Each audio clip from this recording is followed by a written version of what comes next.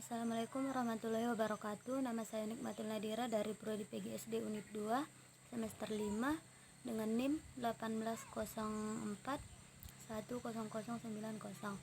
Nah, di sini saya akan mempresentasikan makalah saya yang berjudul Meningkatkan Kemampuan Berbicara. Baiklah, yang akan kita bahas pada pembahasan pertama yaitu pengertian membaca. Pembahasan pertama yang akan kita bahas di sini ialah pengertian berbicara. Berbicara ialah bentuk komunikasi yang dilakukan oleh seseorang dengan tujuan untuk menyampaikan sesuatu kepada orang lain atau dari seorang penyampai kepada si pendengar.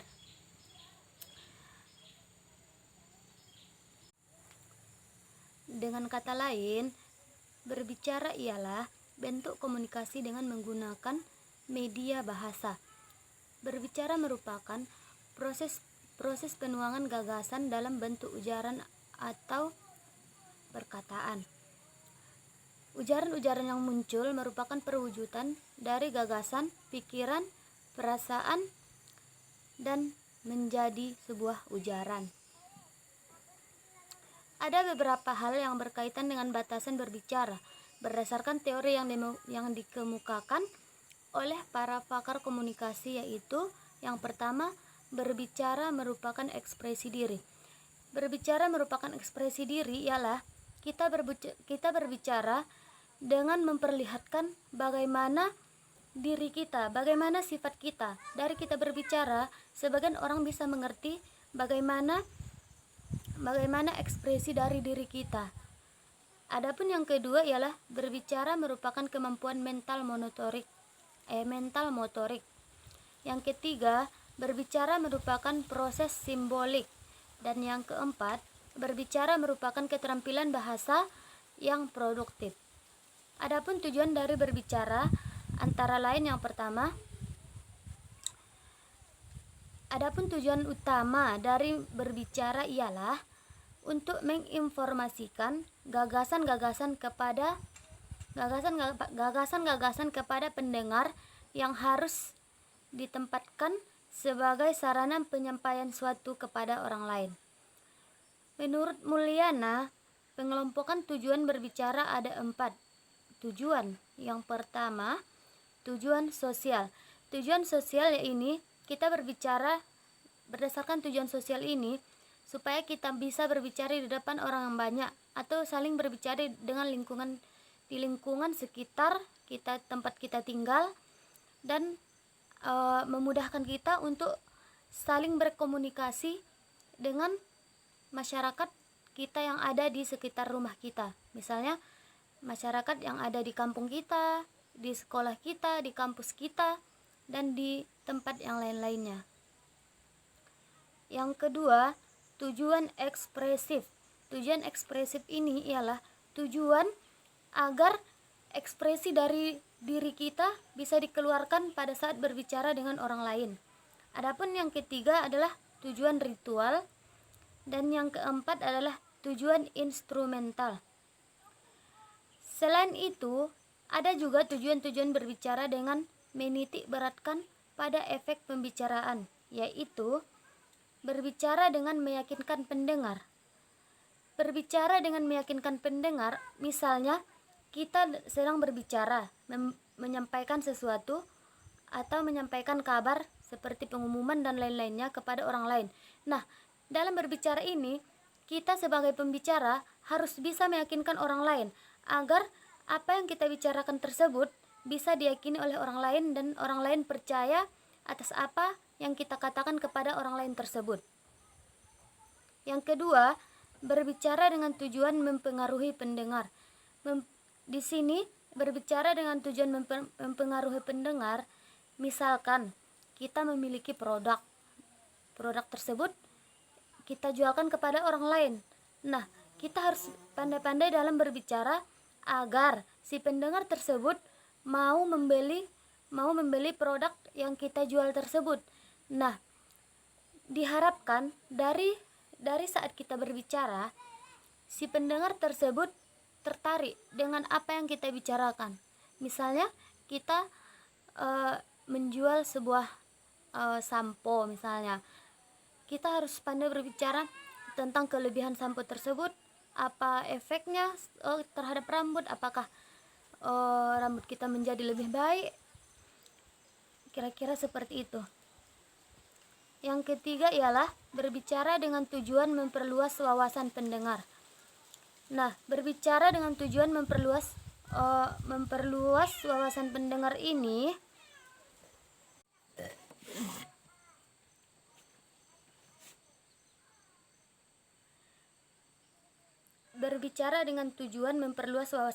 di sini ialah misalkan seseorang sudah mengetahui tentang suatu berita.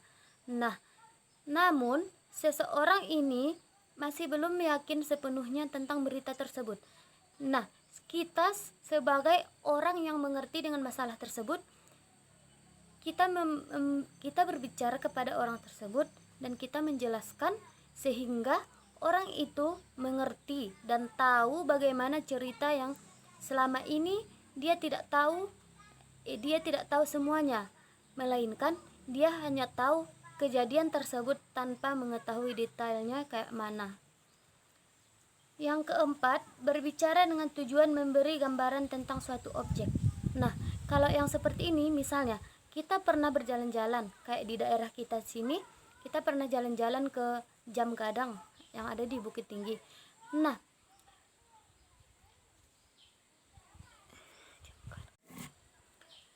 berbicara dengan tujuan memberi gambaran suatu objek. Nah, di sini kita berbicara tentang suatu tempat atau suatu kejadian. Misalkan kita pernah berwisata. Nah, misalnya kita berwisata ke Danau Toba. Nah, kita berbicara kepada orang lain dengan cara menceritakan apa-apa saja yang terdapat di Danau Toba, bagaimana keadaan airnya, bagaimana apa aja yang terdapat di sana. Nah, kita menceritakan kepada orang lain dengan cara berbicara agar orang lain tersebut menjadi penasaran tentang apa yang kita ceritakan tersebut kepada dia.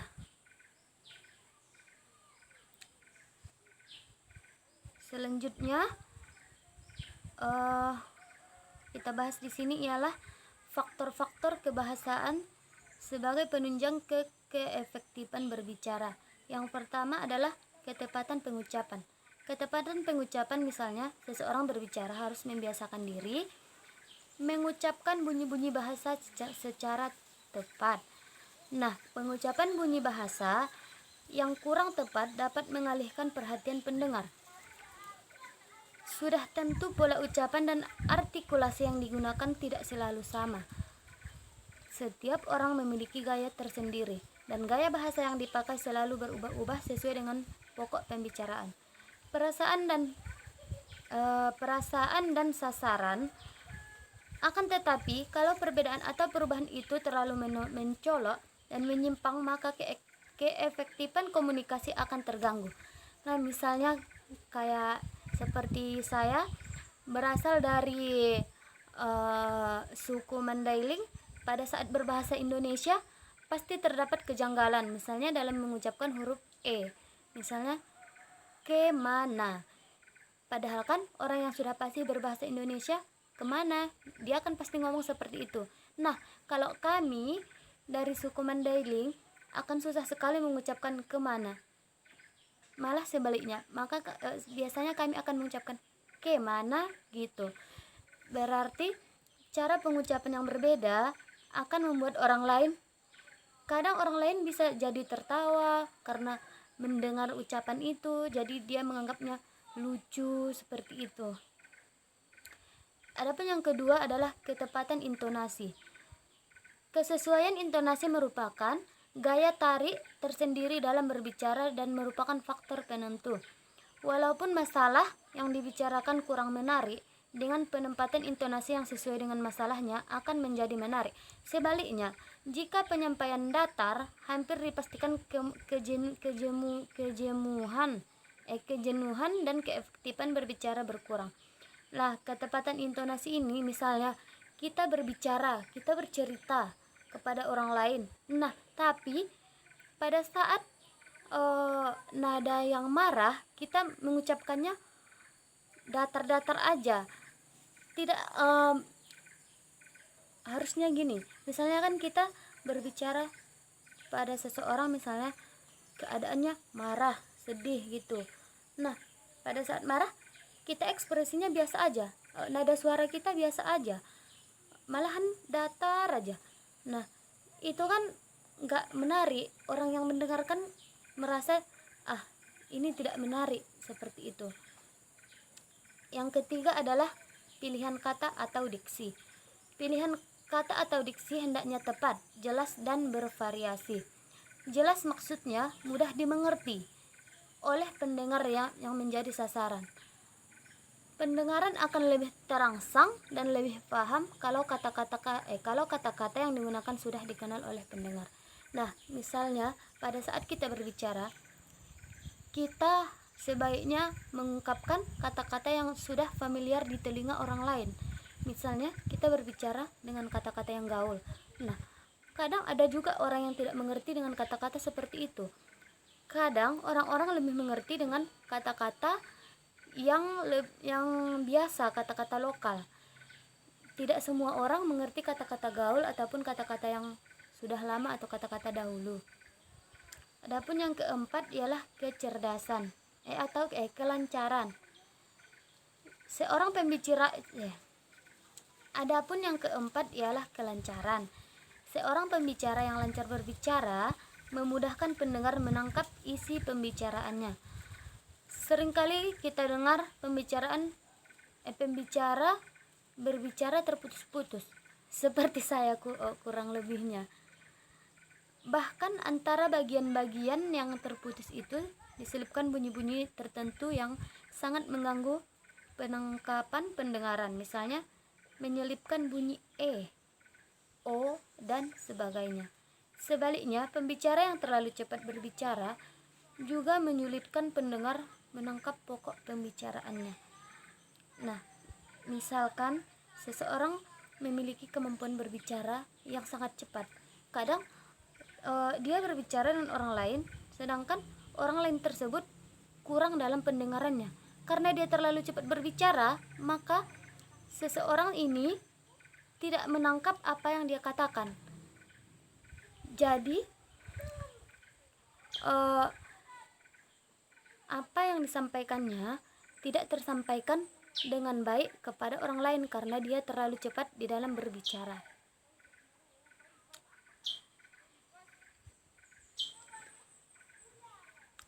Sebagai makhluk sosial, manusia memang membutuhkan keberadaan orang lain dalam menjalani kehidupan sehari-hari karena manusia termasuk makhluk sosial yang dimana manusia tidak bisa hidup secara sendiri melainkan membutuhkan bantuan orang lain. Dalam melakukan interaksi, tentu harus ada komunikasi dua arah yang saling memahami. Bayangkan, kalau hanya satu pihak saja yang paham atas apa yang diutarakannya, bagaimana pihak yang lain akan mengerti. Melakukan komunikasi yang tepat dan bisa dimengerti oleh orang lain merupakan salah satu berinteraksi yang benar. Dari mulai komunikasi di rumah tangga, di keluarga, dengan teman, dengan masyarakat sekampung, sehingga sesama kolega di tempat kerja. Dengan demikian, keterampilan komunikasi yang memadai, maka pekerjaan Anda pun bisa terbantu. Lalu, bagaimana meningkatkan keterampilan berkomunikasi Anda? Nah, di sini saya akan membahas yang pertama, perhatikan artikulasi. Satu poin penting yang tidak bisa dilewatkan dalam berkomunikasi adalah berbicara dengan jelas.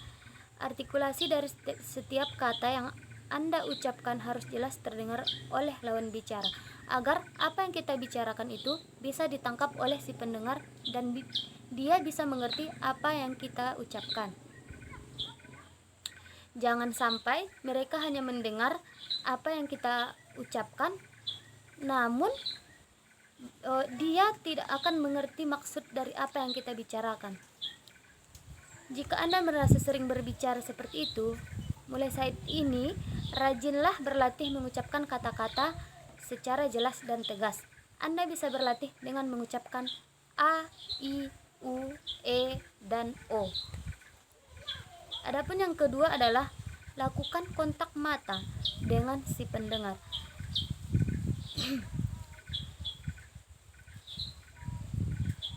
Kontak mata ini dilakukan secara wajar, tidak perlu sampai melotot atau justru terlalu memicingkan mata.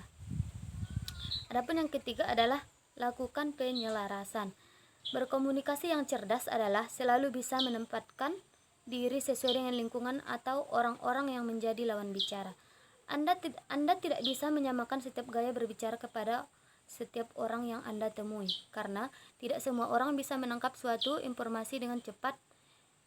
Kadang ada juga orang yang lambat dalam menangkap informasi, misalnya agak-agak tuli, maka dia akan lambat dalam menangkap sebuah informasi. Yang keempat adalah tambahkan bahasa tubuh. Bahasa tubuh bisa dilakukan dengan melalui gerakan. Misalnya kita melakukan gerakan untuk mengajak, kita bisa melakukan gerakan seperti ini, sini gitu, atau tidak seperti sana. Kita juga bisa buat seperti ini. Jika Anda sering menonton berita di TV, pasti akan selalu melihat mimik dan ekspresi dari pembawa acara yang selalu menyesuaikan dengan berita yang dia kabarkan. Itu merupakan cara mereka untuk memudahkan penonton televisi memahami isi berita yang lebih baik. Adapun yang kelima ialah berbicara dengan santai. Anda tidak akan pernah berbicara atau berkomunikasi dengan baik ketika berada dalam kondisi gugup.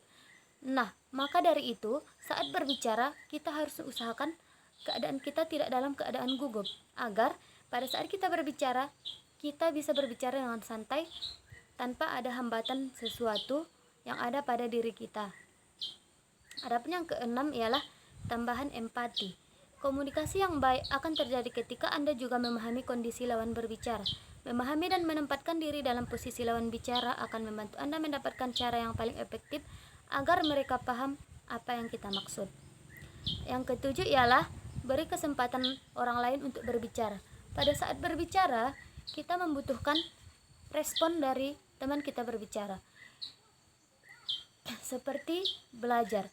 Pada saat belajar, pasti membutuhkan adanya stimulus dan respon. Apabila hanya stimulus, kemungkinan besar siswa tidak mengerti tentang apa yang kita katakan. Tapi apabila ada respon, misalnya siswa merespon, dia tidak mengerti. Jadi kita bisa mengulang kembali masalah di mana dia yang tidak mengerti, dan kita bisa meluruskan apa yang tidak dia mengerti. Yang ke-8 adalah atur intonasi suara. Itu seperti yang sudah kita bahas tadi. Yang ke-9 ialah kontrol emosi. Kontrol emosi ialah saat Anda berbicara tentang sesuatu yang membangkitkan rasa emosional di dalam diri, jangan ikut larut di dalamnya. Tetap atur emosi Anda berada dalam kondisi stabil. Nah, mungkin demikian yang dapat saya sampaikan. Adapun kesimpulan dari makalah ini ialah pengetahuan tentang ilmu atau teori berbicara sangat menunjang kemahiran serta keberhasilan seni dalam praktik berbicara. Untuk itulah diperlukan pendidikan berbicara. Konsep-konsep dasar pendidikan berbicara mencakup 3 kategori, yaitu hal-hal yang berkenaan dengan hakikat atau sifat-sifat dasar ujaran, hal-hal yang berhubungan dengan proses intelektual dan yang diperlukan untuk mengembangkan kemampuan berbicara, dan hal-hal yang memudahkan seseorang untuk mencapai keterampilan berbicara. Demikianlah presentasi yang dapat saya sampaikan tentang meningkatkan kemampuan berbicara. Kalau ada salah, saya minta maaf. Banyak maaf. Assalamualaikum warahmatullahi wabarakatuh.